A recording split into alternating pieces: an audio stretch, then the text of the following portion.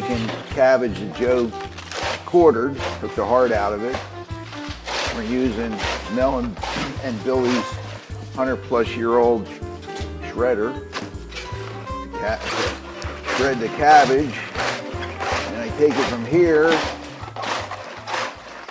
and I give it to Linda to go through to make sure the pieces that we don't want aren't in there.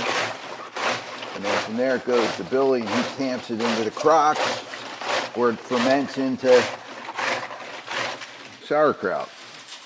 Takes about 7-8 weeks.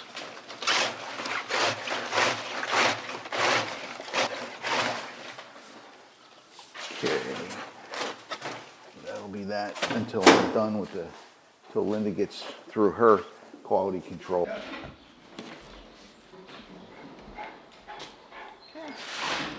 More sauerkraut or cabbage for the crock.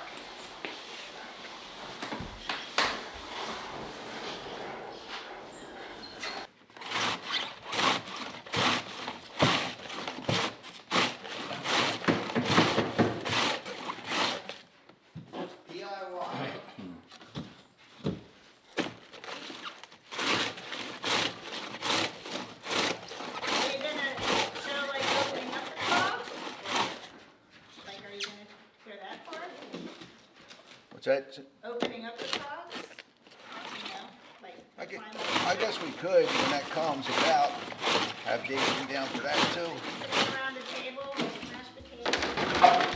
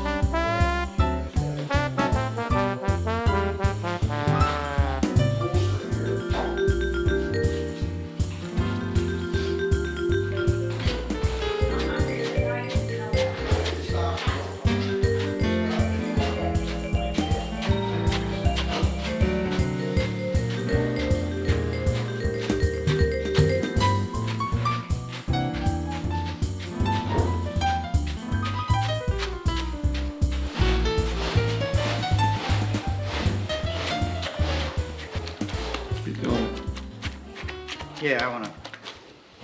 You got to take a flavor test every now and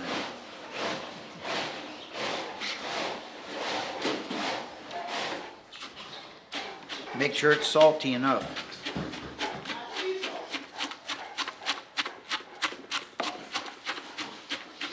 If it's too salty before you use it, you can rinse it lightly. If it's not salty enough, it may not ferment correctly.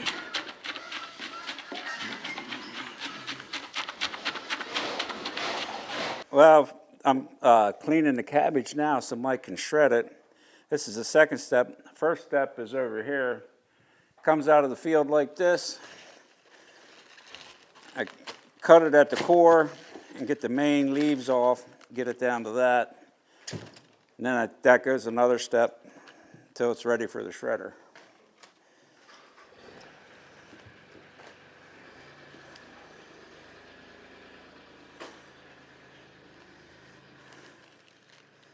And you remove the outer leaves, cut the core out of the head.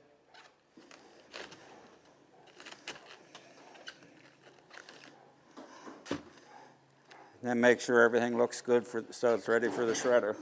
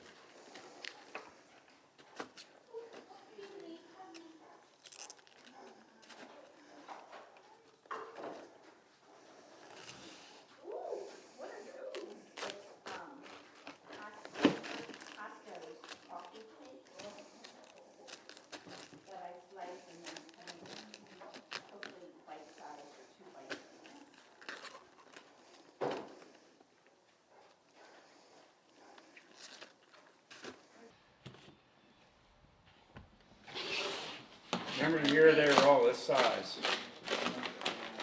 That one year they were all like this, a couple years ago. They were huge.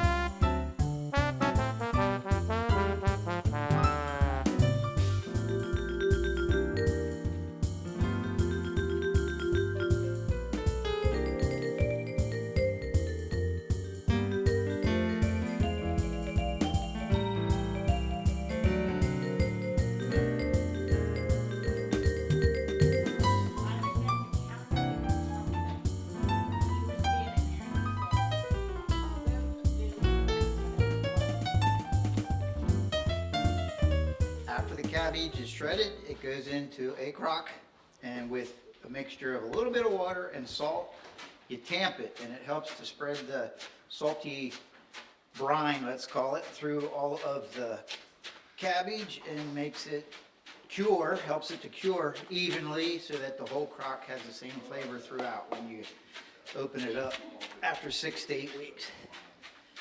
So I'm getting near the top now. Eventually I'll show you how to cover it and get it prepared.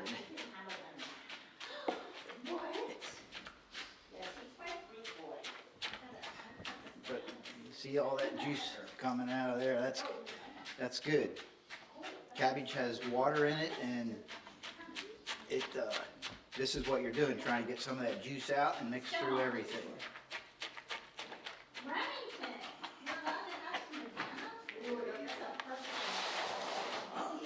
Got to be careful not to break the crock.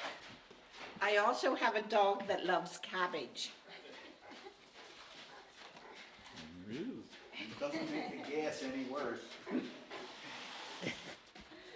You'll have to catch him eating some. The dog's name Cabbage right there, he's eating it. Why don't you? Why don't you? Yeah, right, Ray, don't kill.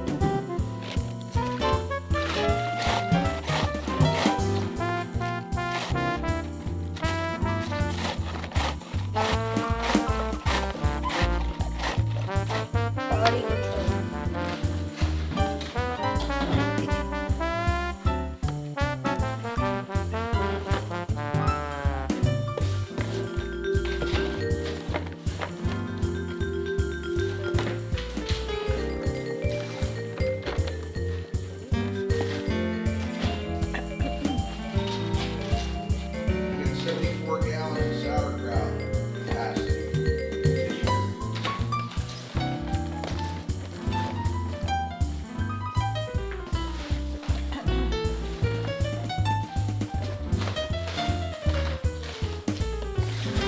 Dave, just wondering, you hit it out my nose here.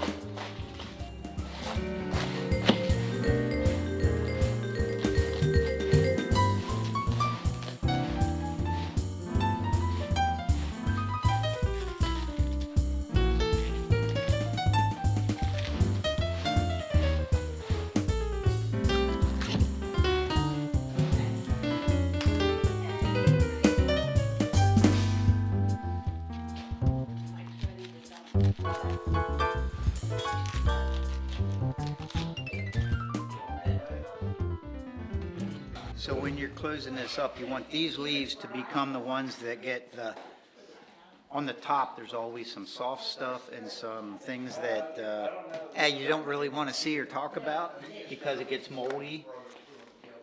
And so we save some big leaves and we cover that up, and then these leaves soak that up so that hardly any of that goes down. You don't lose much of your kraut. So you put this in, you put that. Okay, so putting this rock on puts pressure down on everything, and that compacts everything, brings the moisture to the top, and this will foam actually, And if you bring it up too high, it actually overflows. Mike has it in a container to catch that. But it would be salty water eventually. So this foams and then it'll all turn back into water, stays like that for 6 weeks or more. And that one's ready to take a nap.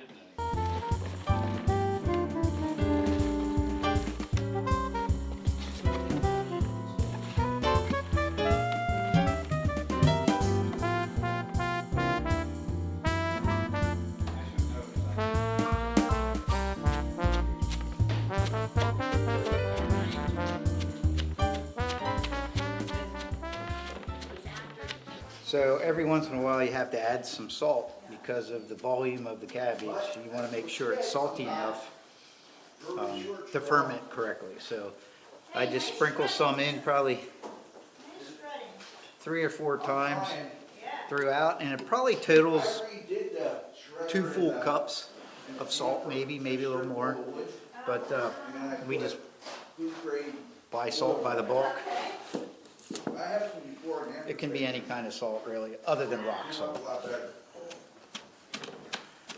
And then you smash that in and it mixes and gets tamped in really good with all the cabbage, shredded cabbage, and then you sample it every now and then for flavor and you're good to go.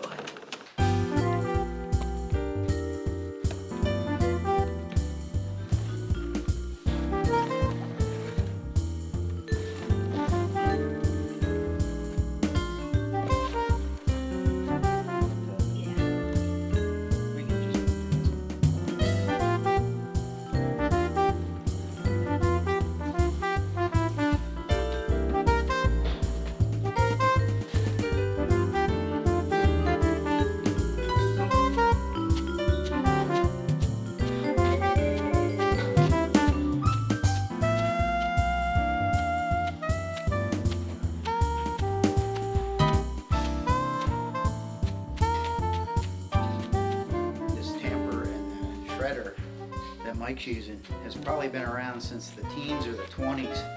I believe this was my mom's grandfather's stuff, so it would have been way back when that this was made, and I've been doing this probably since I was 15, 16 years old, helping Dad and Mom make this at home in Gordonville. So, not that I'm an expert at it, but I've seen a lot of stuff, a lot of different outcomes, which you don't want to spend all this time and have the wrong outcome. So anyway, it normally comes out pretty good.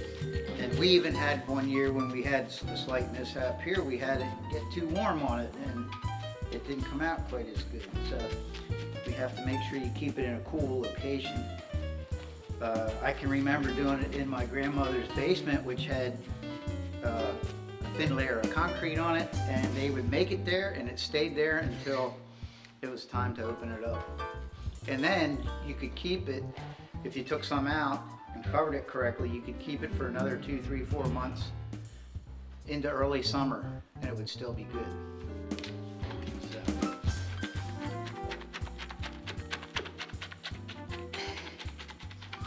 Alright, so we'll cover it with a couple of leaves.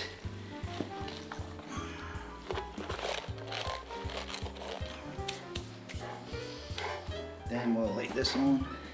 No, this doesn't. Yeah, that goes on. This goes on next. I always forget. Now, I don't think Mike has my rock here. I'll wait till I get home for that, but then the rock will go on there. Actually, I'll lay a leaf on. And then the rock will go on here. And then I'll just close it up. And that'll be ready to go.